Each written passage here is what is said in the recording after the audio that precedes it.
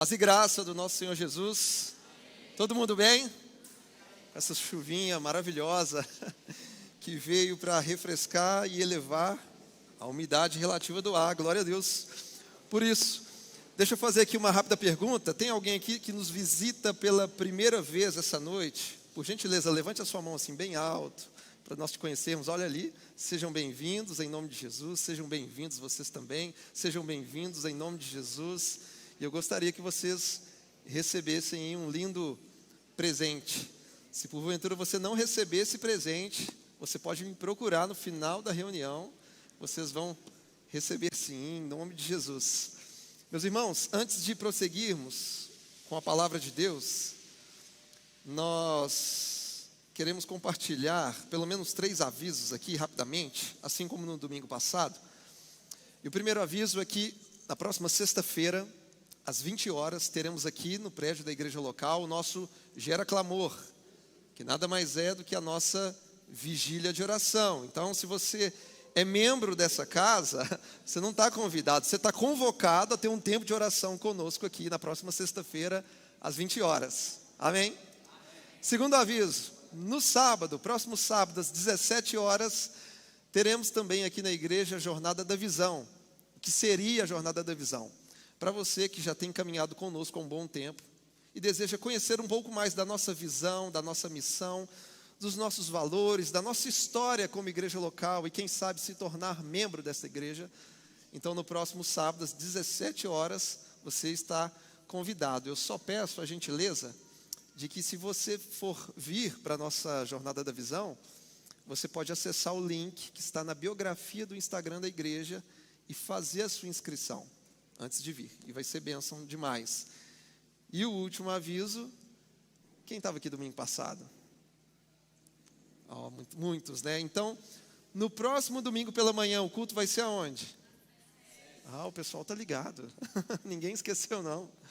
Então, o aviso é esse, no próximo domingo nós teremos culto de batismo, que vai acontecer às 9 da manhã, lá na Ibasede, lá no Santa Mônica. Então, no domingo que vem, no período da manhã, por favor, não venha para cá e fique batendo na porta assim, pastor, abra a igreja.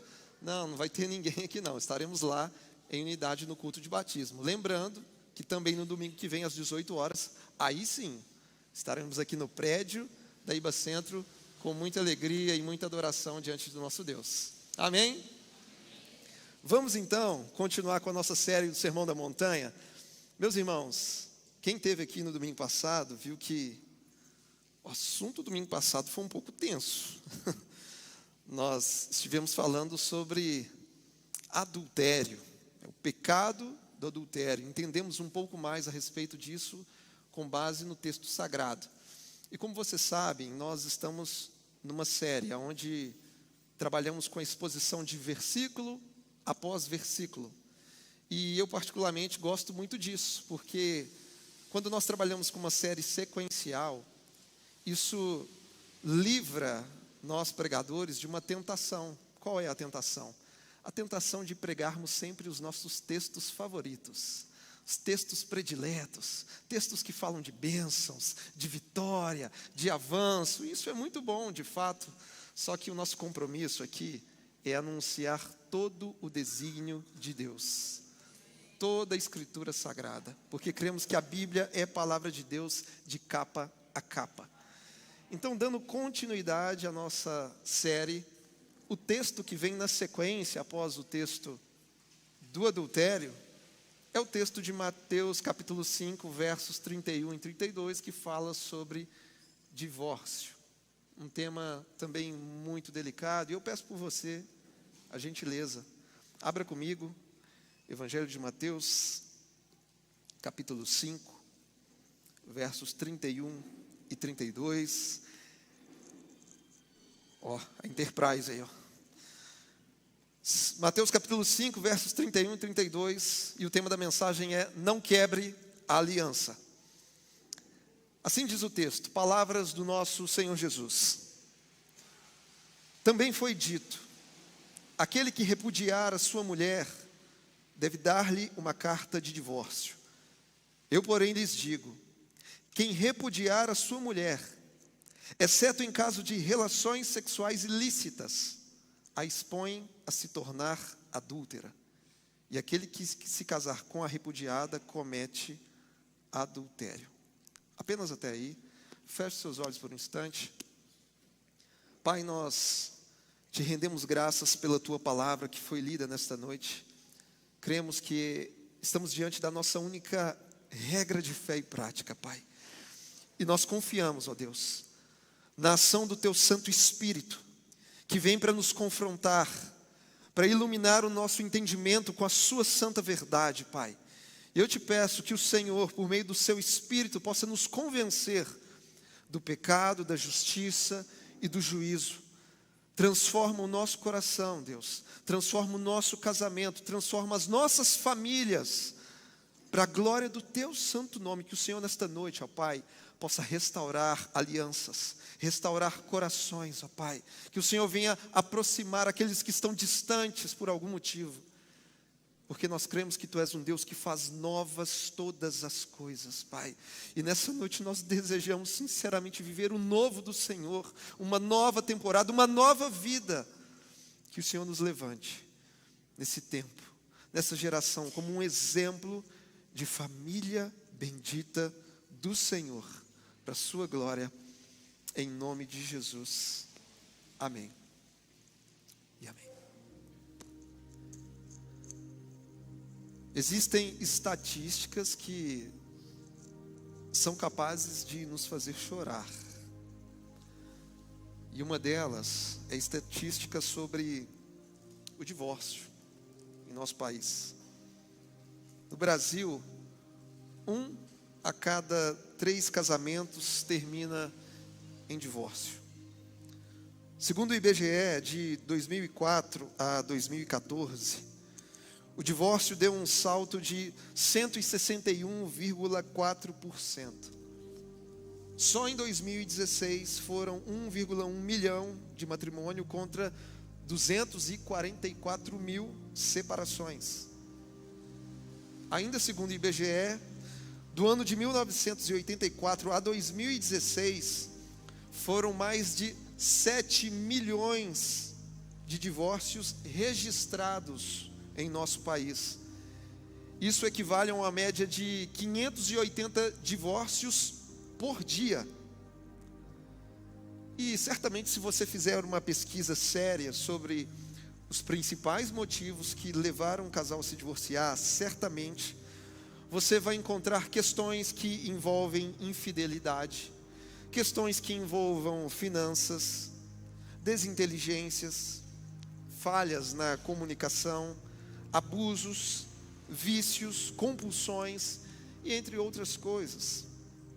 No entanto, é possível também, em meio a tudo isso, encontrar motivos completamente bizarros pelos quais as pessoas se divorciam. Por exemplo, andei acompanhando algumas histórias e é assustador o que a gente acaba encontrando por aí. Abre aspas. Um homem de 32 anos pediu o divórcio depois de ver a sua esposa sem maquiagem pela primeira vez. Ele acusou de tê-lo enganado com cílios postiços e outros produtos de beleza. O casamento durou 6 meses. Uma mulher se separou do marido porque ele ignorava suas mensagens de aplicativo. Um homem não teve tempo de mudar seu status de relacionamento no Facebook para casado. Depois de 2 meses do casamento, a esposa perdeu a paciência e pediu o divórcio. Não tem cabimento isso. Uma esposa se divorciou do marido porque ele era organizado demais. Após 15 anos de casamento, ela não conseguiu mais suportar a mania de limpeza do parceiro e acabou se divorciando. Um homem colecionava autógrafos de jogadores de futebol em sua camisa, até que um dia sua esposa jogou a referida camisa na máquina de lavar. As assinaturas então desapareceram, assim como o amor dele por ela. Uma mulher da Califórnia se separou do seu marido após 22 anos de casados. O motivo? ela havia votado em Donald Trump para presidente em 2017. É sério isso aqui. Isso aqui aconteceu, não é piada. Uma esposa deixou seu marido por causa de um costume ruim do homem. Ele sempre deixava os copos usados na pia, sendo que a máquina de lavar louça estava logo ao lado. Pediu o divórcio. Olha isso aqui. Uma mulher se divorciou do marido depois de descobrir que ele não ligava para o filme da Frozen. A mulher disse ao marido: se você não consegue entender o que torna esse filme grandioso, há algo de errado em você como um ser humano, e pediu o divórcio. E só a última. Um homem se divorciou da sua esposa depois de encontrar uma foto dela beijando um cavalo nas redes sociais. Seria cômico se não fosse trágico. Porque, meus irmãos, com toda sinceridade, isso aqui para mim é muito bizarro, é inacreditável. E qual que é o nome que a gente dá para tudo isso? A gente pode chamar isso de banalização do casamento. Parece que os juramentos feitos no enlace matrimonial parece que foram da boca para fora. Aquele lance de que era na alegria ou na tristeza, na saúde ou na doença, parece que as pessoas fizeram isso assim, por brincadeira. Não entenderam o peso e o poder de uma aliança. Portanto, nessa noite, eu quero compartilhar com você sobre qual é a visão de Deus a respeito do casamento. Segundo, qual é a visão de Deus a respeito do divórcio. E por fim, eu vou encerrar com uma palavra de esperança a toda a igreja. Então, em primeiro lugar, qual é a visão de Deus a respeito do casamento? E para entendermos o que é casamento, nós precisamos olhar para o que a Bíblia nos ensina a respeito dele.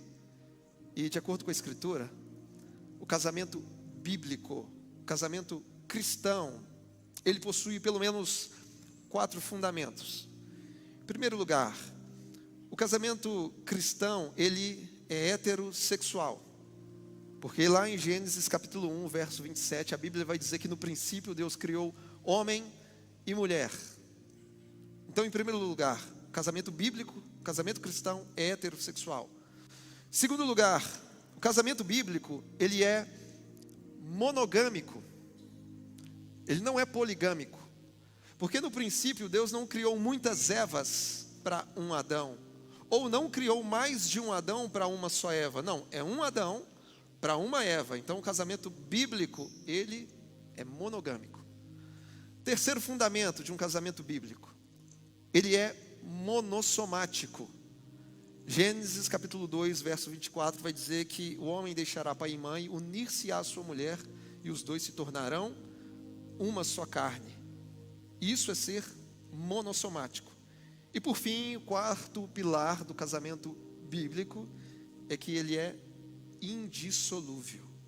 Conforme nos ensinou o Senhor Jesus em Marcos 10, 9, ele diz: o que Deus uniu, não separe o homem.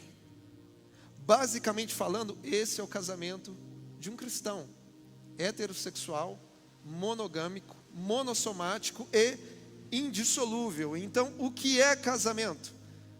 E ontem mesmo eu estive celebrando um casamento e eu disse isso. Casamento é uma ideia de Deus. Porque a Bíblia começa contando a história de um casamento, a união de Adão e Eva, e também a Bíblia termina contando a história de um casamento, a união de Cristo, que é o noivo, com a sua igreja, que é a noiva.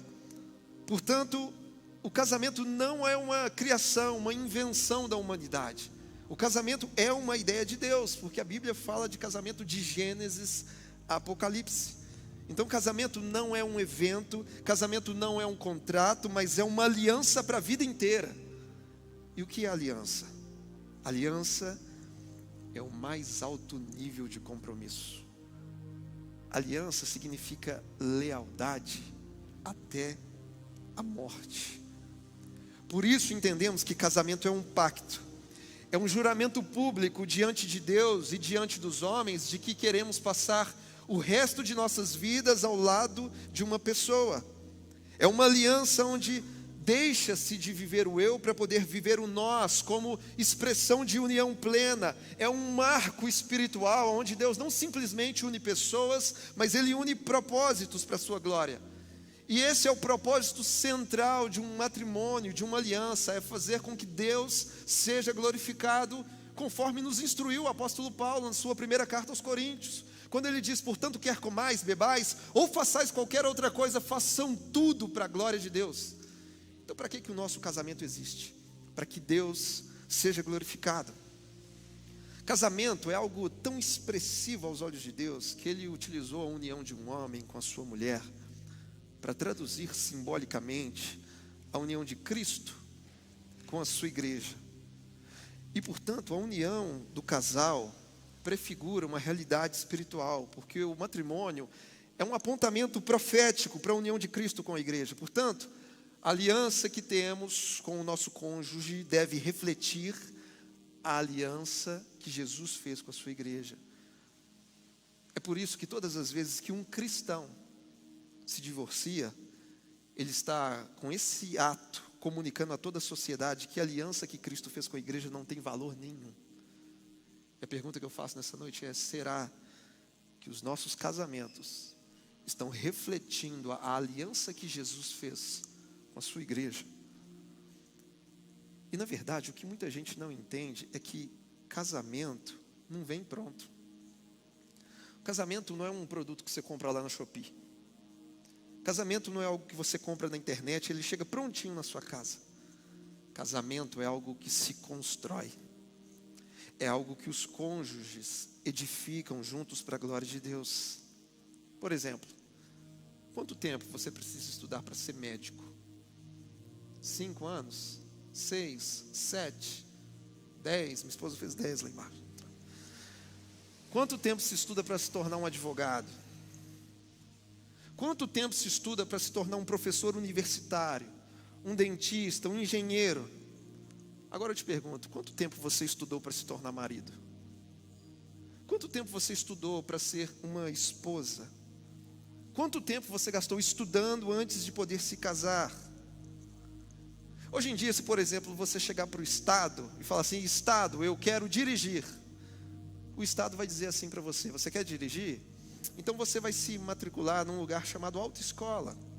Depois que você fizer a sua matrícula, vai fazer exames, vai fazer psicotécnico, prova escrita, vai fazer aulas de rua, vai tirar a sua habilitação, você compra o seu carro, e aí então você está autorizado a poder dirigir um veículo automotor.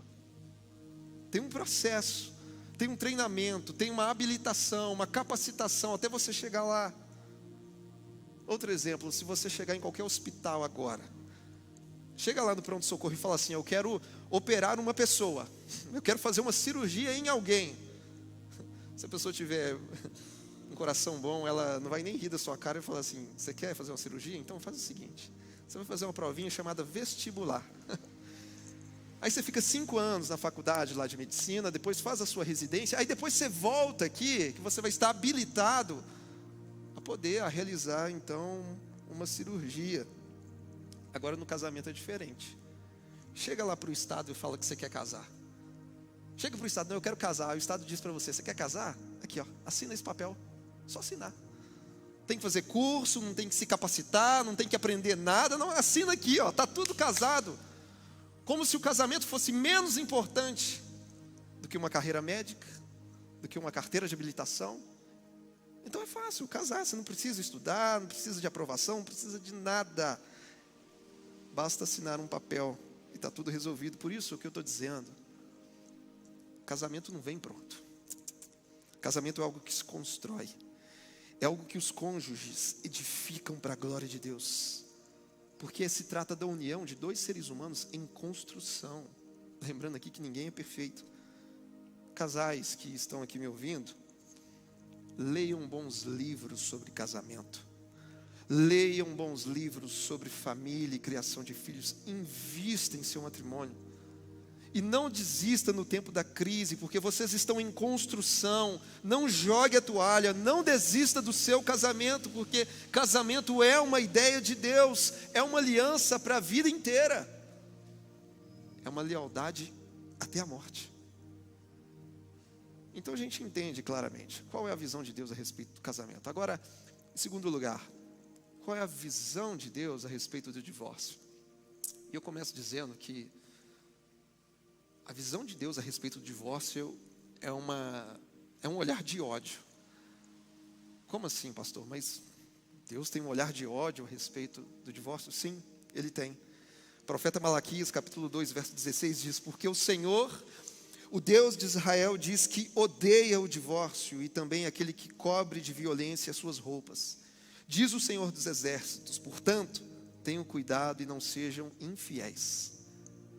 O Deus do pacto odeia o divórcio. Em outras palavras, o Deus da aliança odeia a quebra da aliança. E por qual motivo? A resposta é muito simples. O divórcio é a destituição do casamento. E quem foi que instituiu o casamento? Foi o próprio Deus. Portanto, você acha que Deus vai ficar feliz em ver alguém destituindo o que Ele mesmo instituiu?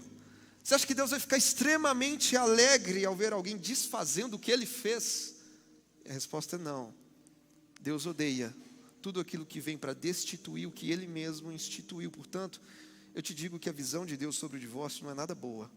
Porque quando o casamento é desfeito, o ser humano está indo contra a vontade de Deus. E quando a gente trata desse assunto, que é um assunto muito delicado, nós temos que ter pelo menos dois entendimentos. O primeiro, quando a gente fala a respeito de plano ideal de Deus. Qual é o plano ideal de Deus para o casal? Esse plano ideal está registrado lá em Mateus capítulo 19, onde Jesus também repete o que Ele disse em Marcos 10:9. Ele diz: o que Deus uniu, não separe o homem. Ou seja, a ordem é para não separar. É para que não haja divórcio. Então o plano ideal de Deus é que homem e mulher não se separem, porque o divórcio não é propósito de Deus para o casal. O plano ideal de Deus é que homem e mulher permaneçam casados até que a união seja rompida unicamente pela morte. Então, em primeiro lugar, a gente está falando de um plano ideal de Deus. Só que, além do plano ideal de Deus, existe o segundo ponto, que é o que nós chamamos de cláusula de exceção. Pastor, existe uma cláusula de exceção para o divórcio? E a resposta é sim, existe uma cláusula de exceção. E apesar do assunto ser polêmico, porque nesse caso há algumas interpretações teológicas distintas, contudo há um consenso entre bons professores da Bíblia, bons teólogos, que o divórcio pode acontecer em pelo menos 3 situações. A primeira é o que eles chamam de 3 As: adultério, abandono e abuso. Em primeiro lugar, adultério está registrado em Mateus 5, 31, 32 e Mateus 19, do 1 ao 12. Segundo, o abandono, e não é qualquer abandono. Paulo fala sobre isso lá em 1 Coríntios capítulo 7, e o contexto é que quando 2 pessoas não cristãs se casam, e aí após terem se casado, se uma se converte ao evangelho e a outra parte fica insatisfeita com isso, e decide abandoná-la por causa da fé dela permanentemente, Paulo diz que essa pessoa não fica sujeita à servidão. Então, nesse caso, também há um entendimento que existe uma possibilidade de divórcio. E, em terceiro lugar, existe também a questão do abuso. Apesar de não ter um texto tipificado, mas principalmente quando envolve um abuso ligado a uma violência, uma agressão sistêmica, há um entendimento que isso também se enquadra numa espécie de abandono daquele que um dia foi uma só carne com a pessoa. Agora a questão é a seguinte: se Deus odeia o divórcio, por qual motivo existe na Bíblia uma cláusula de exceção que autoriza o divórcio? E Jesus nos dá essa resposta em Mateus 19, quando ele diz: os fariseus perguntaram: então por que Moisés ordenou dar uma carta de divórcio e repudiar a mulher? Jesus respondeu: foi por causa da dureza do coração de vocês. Vou repetir: foi por causa da dureza do coração de vocês. Mas não foi assim desde o princípio. Então, mais uma vez, por qual motivo existe uma cláusula de exceção? Existe porque o ser humano é pecador e duro de coração. É como se o próprio Deus dissesse: o meu plano ideal é que homem e mulher permaneçam casados até que a morte os separe. Mas como eu sei que o coração de vocês é muito duro, Eu vou conceder essa cláusula de exceção, porque senão vocês serão capazes de matar o próprio cônjuge só para se verem livres desse compromisso e dessa aliança. E aqui eu faço um alerta. Meus irmãos, não confunda mandamento com cláusula de exceção. O divórcio não é um mandamento de Deus. Porque alguém pode pensar assim: o meu cônjuge me traiu, então Deus diz na Bíblia, me manda me divorciar. Nada disso. O que Deus ordena é sempre a reconciliação.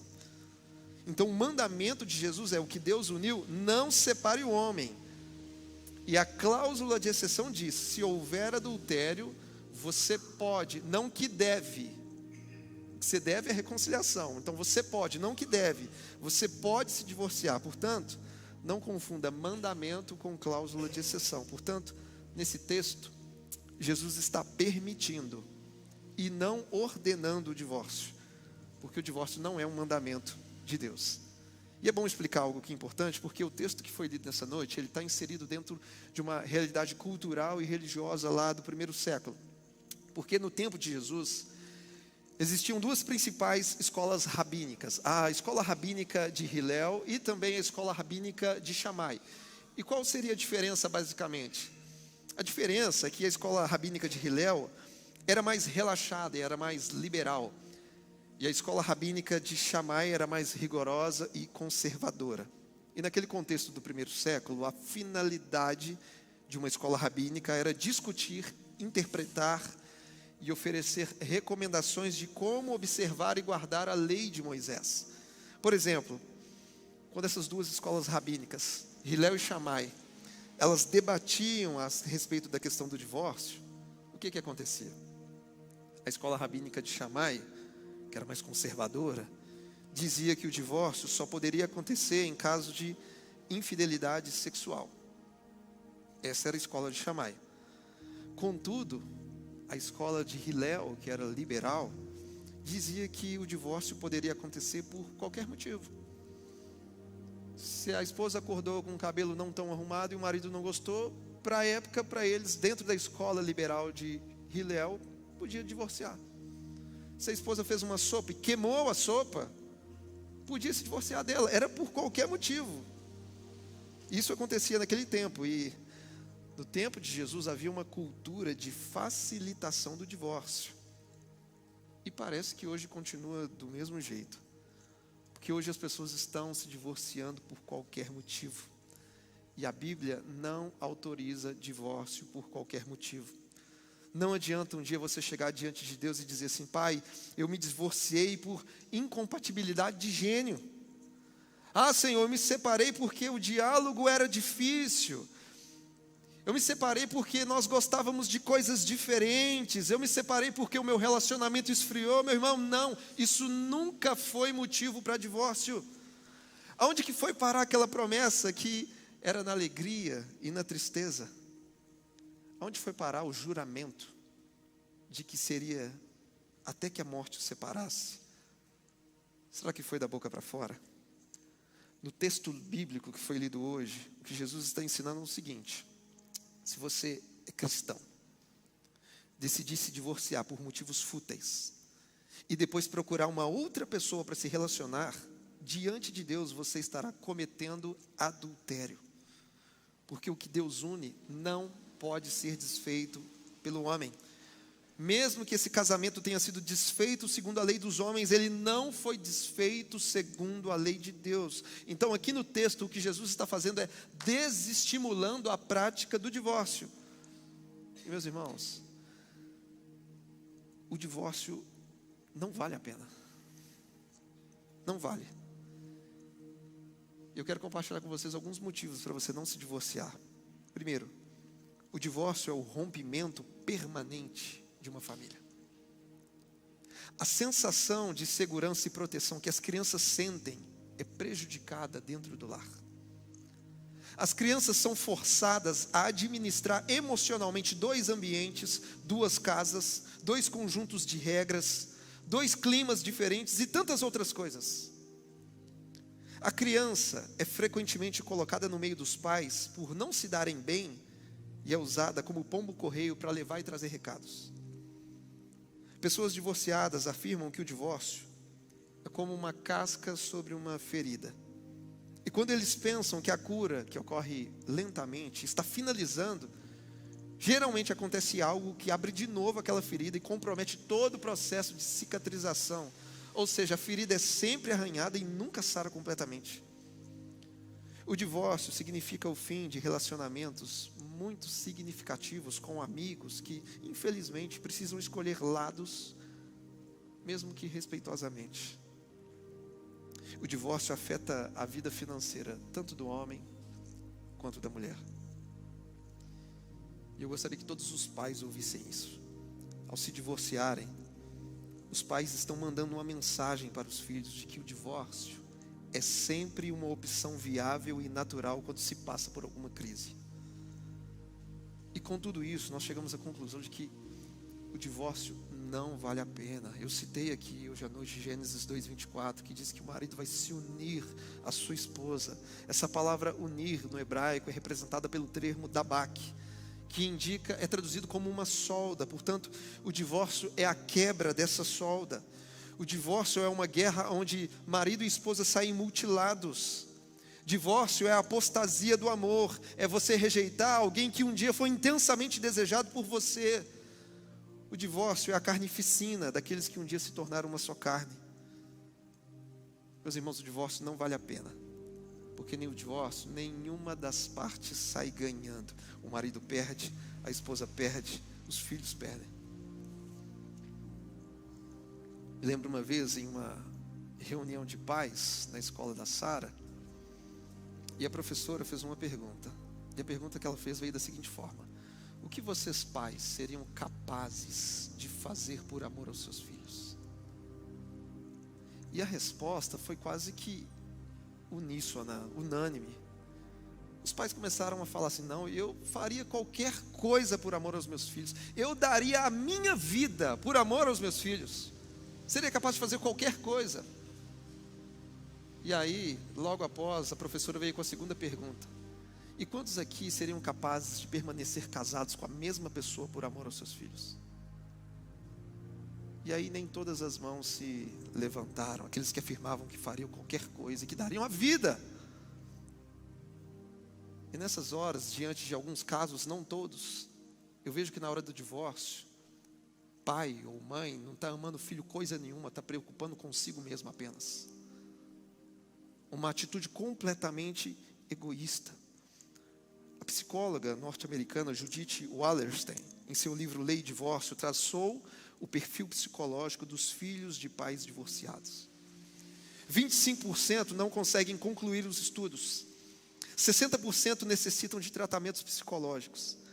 50% têm problemas com alcoolismo e uso de drogas antes dos 15 anos. 65% têm uma relação conflitante com o próprio pai. Esses filhos, quando crescem e chegam aos 30 anos de idade, apenas 30% conseguem se casar. E dos que se casam, metade se divorcia. Será que aqui a gente consegue entender por que Deus odeia o divórcio? Porque não afeta apenas os cônjuges, afeta uma geração. Muitas pessoas saem feridas nessa história. E meus irmãos, eu falo isso com muita propriedade, porque eu sou filho de pais separados. A minha esposa também é filha de pais separados. E eu sei o quão traumático é presenciar brigas e discussões dentro de casa. Eu sei o que é ter a vizinhança inteira te perguntando o que aconteceu com seus pais. Eu sei o quão constrangedor e amargo é para uma criança ver o seu pai com uma mulher que não é a sua mãe, ou ver a sua mãe com um cara que não é o seu pai. E ninguém me contou essa história. Eu vivi essa história, minha esposa viveu essa história. E por viver tudo isso, às vezes, diante daquela realidade emocional, a gente acaba tendo mais dificuldade de se encaixar novamente na engrenagem da vida. Os desafios se tornam infinitamente maiores porque as suas bases familiares foram desfeitas. Mas graças a Deus que o Evangelho nos alcançou. É o Evangelho que nos muda, que nos transforma. E até os dias de hoje eu preciso lidar com os resquícios desse passado não muito distante dos meus pais. Ainda quando eu vou a Belo Horizonte, eu preciso lidar com algumas crises que eu tenho. Onde a minha filha mais nova vem me perguntando, e eu não sei às vezes como que eu respondo, quando ela pergunta por que o vovô não mora na mesma casa que a vovó. Por que os pais da mamãe, um mora numa cidade e o outro na outra? Por que os pais do papai, um mora no Brasil e o outro em Londres?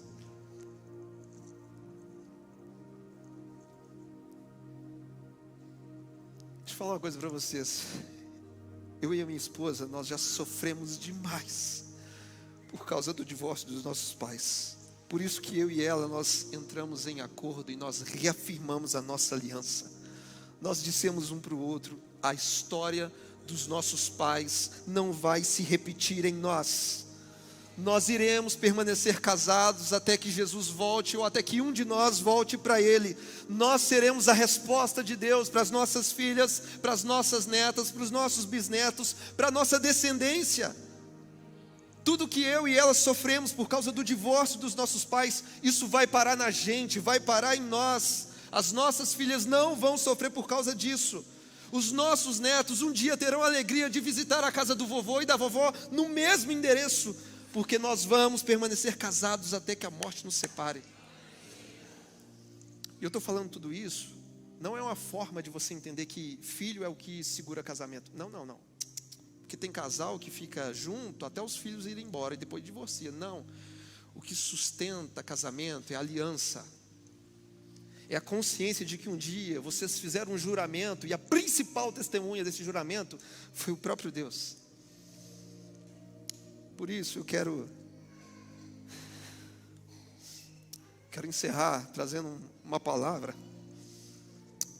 de esperança para aqueles que estão aqui e estão solteiros, uma palavra de esperança para aqueles que estão aqui e estão casados, e uma palavra de esperança para aqueles que estão aqui e por algum motivo divorciaram.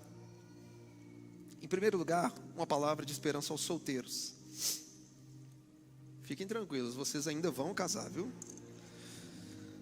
Só que o sucesso do futuro casamento de vocês começa agora.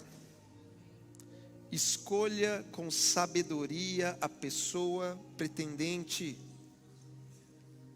Cuidado com as suas escolhas no calor da paixão.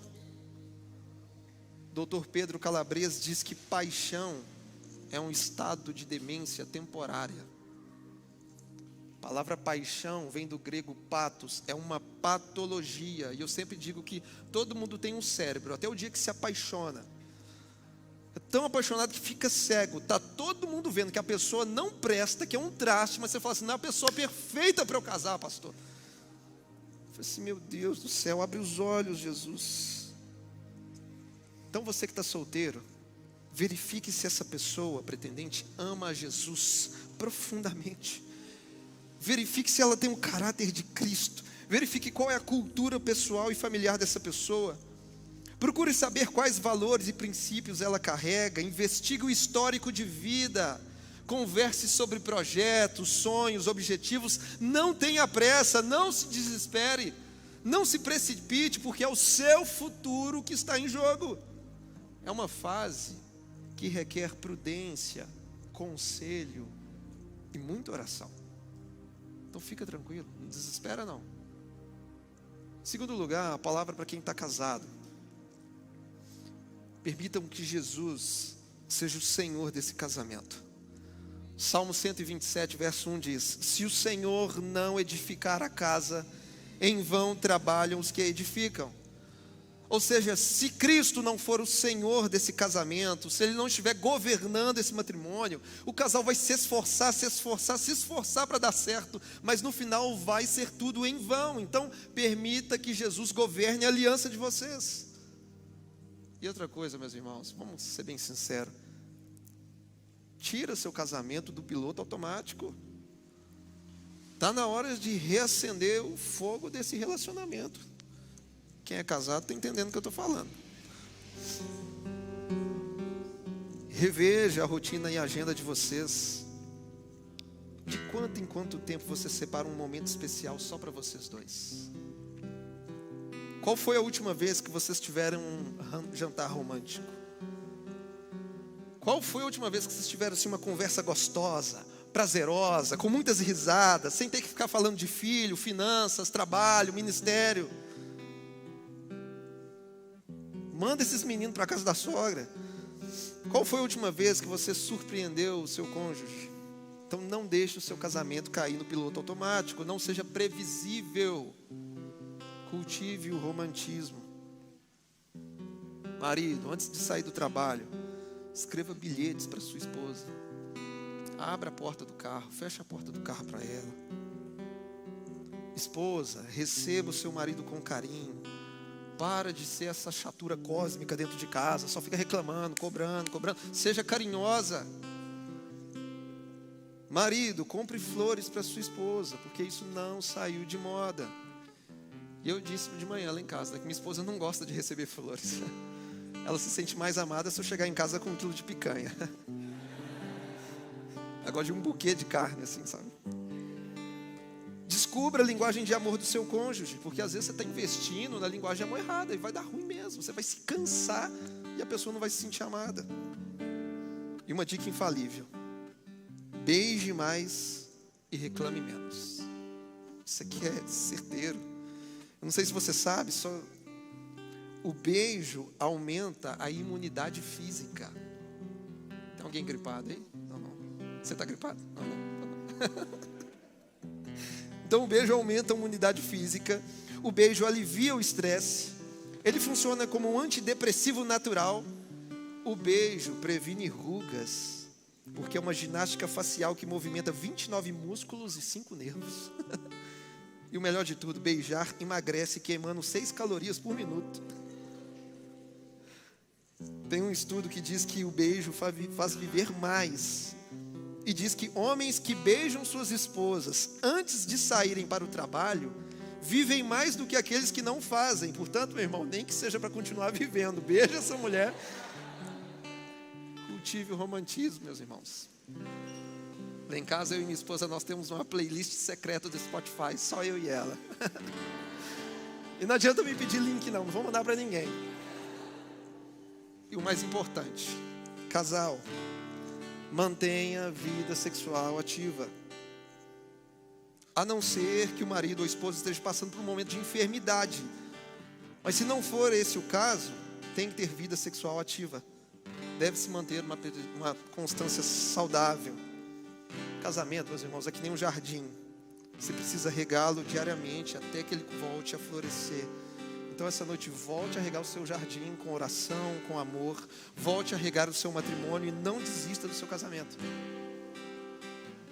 E por fim, uma palavra àqueles que por algum motivo se divorciaram. O que eu quero dizer a vocês é que se porventura você se divorciou na época que você ainda não conhecia o Evangelho de Jesus, na época que você ainda não estava em comunhão com a igreja, se porventura esse foi o seu caso, eu quero te dizer que a Escritura nos ensina que Deus não leva em conta o tempo da ignorância. Deus não leva em conta o seu passado quando estava fora da aliança do Calvário, porque em Cristo nós encontramos poder de reconciliar. Em Cristo você pode encontrar poder para restaurar, para reconstruir, para recomeçar. Ou seja, em Jesus você pode sim ter uma nova história. É por isso que Paulo diz que se alguém está em Cristo, nova criatura é. As coisas velhas se passaram e eis que tudo se fez novo, porque para Deus nada é impossível. Se Deus pode fazer de você uma nova pessoa, Ele também pode te dar uma nova história, um novo matrimônio, um novo relacionamento que glorifique o nome dEle. E que essa noite seja para você, da parte de Deus, o primeiro dia do resto da sua vida. Mas guarde isso no seu coração. Haja o que houver, chegue a tempestade que for, mas não quebre a sua aliança. Permaneça, não desista do seu casamento. Se for preciso, peça ajuda. Compartilhe com alguém da sua confiança, mas não enfrente essa barra sozinho, porque é possível. Crises, desafios, todos nós passamos. O meu casamento não é um casamento perfeito, mas nós estamos nos esforçando debaixo da graça de Deus para que ele seja saudável e para que ele glorifique a Deus o tempo todo, porque nós dependemos da graça dele. Se você puder essa noite ficar de pé no seu lugar e fechar os seus olhos. Para você que pensa que não tem mais jeito, eu te digo que para Deus nada é impossível. Nada é impossível. Pai, nessa noite nós queremos te exaltar por sua bondade e misericórdia. Nós sabemos que a tua verdade, ela nos confronta e às vezes ela nos fere para trazer cura completa. Nós te pedimos nessa noite, ó Pai, que por misericórdia e graça o Senhor venha nos sustentar com a tua forte mão. Pai, eu oro por aqueles que estão solteiros nesta noite, ó Pai, que o Senhor possa conduzi-los debaixo da direção do seu Espírito em todo o tempo, ó Pai. Que o Senhor conceda a cada um aqui nessa noite a verdadeira sabedoria que vem do alto na tomada de decisão, ó Pai.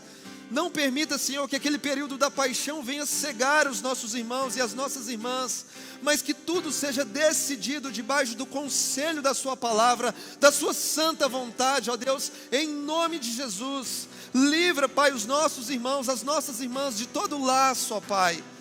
Eu coloco diante do Senhor cada aliança, cada matrimônio, cada casamento essa noite. E eu te peço, ó Pai, que da sua parte haja uma temporada de restauração, haja uma temporada de renovo, aonde o Senhor fará novas todas as coisas. Pai, em nome de Jesus, Pai, aquece o coração desse marido, aquece o coração dessa esposa. Porque nós sabemos pela tua palavra que às vezes o divórcio acontece pela dureza do coração humano, mas a sua palavra nos diz, por meio do profeta Ezequiel, que o Senhor é aquele que tira o coração de pedra e dá um coração de carne. Portanto, nós te pedimos isso essa noite, Pai. Restaura casamentos, restaura alianças, restaura relacionamentos, aviva as nossas famílias, Pai. E eu oro também por aqueles, Pai, que um dia se feriram pela guerra do divórcio. Pai, eu te peço que essa noite seja o recomeço do Senhor para cada um deles, Pai. Eu te peço, ó Deus, que o Senhor venha estabelecer decretos nessa noite, que novas histórias serão construídas para a sua glória, Pai. Que o novo do Senhor, que a nova temporada que vem a partir da aliança com o Evangelho, seja estabelecida nessa noite sobre cada vida e sobre cada coração, para a sua glória, em nome de Jesus. Amém, amém e amém. Amém, meus irmãos? Amém. Quem está solteiro aí? Eles levantam a mão assim. Já falei, está solteiro? Fica na vitrine, hein? Estou pensando em dia dos namorados, eu vou falar no culto. Quem está solteiro vem de verde. E quem está comprometido vem de vermelho. Para não ter risco de investir em terreno que já tem dono ali. Mas, meu irmão, é isso mesmo. Se você está solteiro, não se desespere, seja criterioso. E o seu critério está aqui na Sagrada Escritura. Seja criterioso, mas também não seja chato. Porque tem gente que está esperando encontrar a pessoa perfeita. Se você está nesse processo, você vai morrer solteiro. Não tem não. E lembre-se, casamento não é algo que vem pronto. Casamento é a união de duas pessoas em construção. É algo que se constrói e leva-se uma vida inteira. Né, Carlos? Leva a vida toda para a gente poder construir. Amém? Que o amor de Deus Pai, que a graça de Deus Filho, que a comunhão do Espírito Santo de Deus seja sobre as nossas vidas, em nome de Jesus. Que você vá em paz, tenha uma semana abençoada. Lembrando que domingo que vem pela manhã, às 9 horas, na IBA 7. Deus abençoe vocês, meus irmãos.